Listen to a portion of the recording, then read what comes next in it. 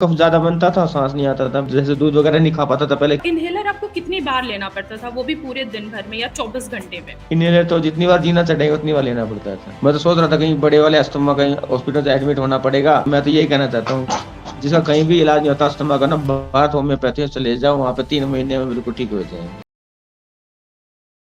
नमस्कार चरण जी, कैसे हैं आप अभी? नमस्कार मैम जी, ठीक हूँ बिल्कुल। ओके, आप मुझे बताइए अस्थमा की परेशानी कब से सफ़र कर रहे थे? 1 साल से या उससे भी ज़्यादा समय से? 5 साल से था, पर लास्ट ईयर से ज़्यादा था कुछ। कि लास्ट ईयर जब हम्म। आपने हमारे यहाँ से ट्रीटमेंट नहीं लिया था, तब आपके शरीर में क्या-क्या सिम्पटम्स दिखते थे? क्या-क्या आप महसूस करते थे? सिम्टम ये था, कफ ज़्यादा बनता था, सांस नहीं आता था, बस यही दिक्कत था 2। ओके, वैसे सीने बॉडी में में जैसे जकड़न भी हाँ, वो तो टाइटनेस रहती थी। जकड़न भी महसूस होती थी, क्योंकि आपने बताया हम्म। हुआ है हमें कि सीने में जकड़न होना, सांस लेने में दिक्कत होना और खांसी और बलगम बहुत ज़्यादा आपको परेशान करता था। हमारे यहाँ से हाँ, आपने बलगम ट्रीटमेंट बहुत लिया ज़्यादा, है करीब 4 3 टू 4 4 महीने तक मंथ हो लिया। हाँ। गए जी, 3 टू 4 मंथ हो गए हैं हमारे यहाँ से ट्रीटमेंट लेते हुए भारत होम्योपैथी से।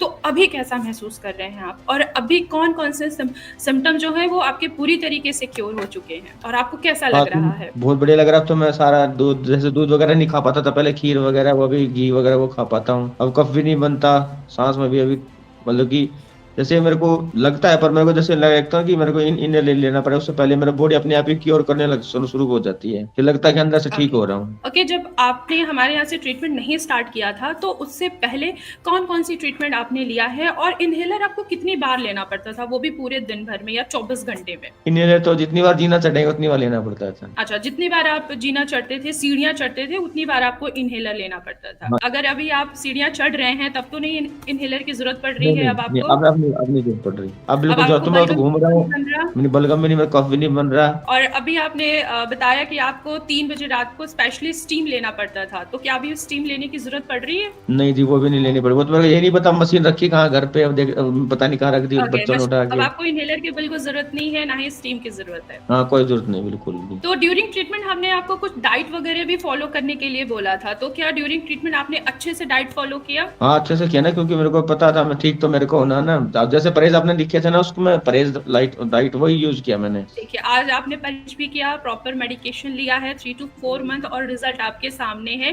कि जहाँ आप 4-5 सालों से अस्थमा से सफ़र कर रहे थे और लास्ट ईयर आपको प्रॉब्लम बहुत ज़्यादा बढ़ गई थी और आज की डेट देखिए 4 महीने में आप पूरी तरीके से क्योर हो चुके हैं। मैं तो सोच रहा था कहीं बड़े वाले अस्थमा कहीं हॉस्पिटल से एडमिट होना पड़ेगा, पर पता नहीं बाई चांस आपका लिंक मिल गया। मैंने देखा, मैंने बुक करा है, आपके आपके डॉक्टर वहां से फोन आया कि आपकी दवाई घर भिजवा देंगे, आपको आने की जरूरत नहीं है। मैंने कहा ये तो इससे बढ़िया और अच्छा क्या होगा, क्योंकि मेरी ऐसी हिम्मत थी नहीं कि मैं ट्रैवल कर सकूं, क्योंकि ट्रैवल करता था तो मशीन साथ रखनी पड़ती थी मेरे को। ओके, और अब अगर कहीं जाना पड़ता है, अब तो मशीन की ज़रूरत नहीं पड़ रही होगी? नहीं नहीं, अब कहीं नहीं पड़ रही मेरे को। उन पेशेंट्स को आप क्या कहना चाहेंगे जो बिल्कुल निराश हो जाते हैं कि हाँ, अस्थमा का कोई इलाज नहीं है, आप उन पेशेंट्स को क्या मैसेज देना मैं तो चाहेंगे? मैं मेरे से अगर किसी का, मैं तो यही कहना चाहता हूँ जिसका कहीं भी इलाज नहीं होता अस्थमा का ना, बाहर होम्योपैथी से ले जाओ, वहाँ पे 3 महीने में बिल्कुल ठीक हो जाएंगे। जी, चलिए, अब आप पूरी तरीके से ठीक हैं, अपना ध्यान रखिएगा, डाइट जो भी बताई गई है, अभी उसको कुछ टाइम के लिए फ़ॉलो करिए, ठीक है? ठीक है मैम। जी, ख्याल रखिएगा और अपना। मैं तो ये कहता हूँ, भगवान इन फ्यूचर कुछ करे नहीं, पर अगर होगा तो मैं आपसे ही ट्रीटमेंट लूंगा, जैसे और किसी,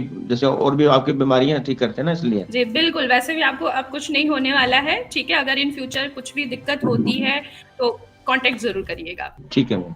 okay, thank you okay, ma'am. Welcome.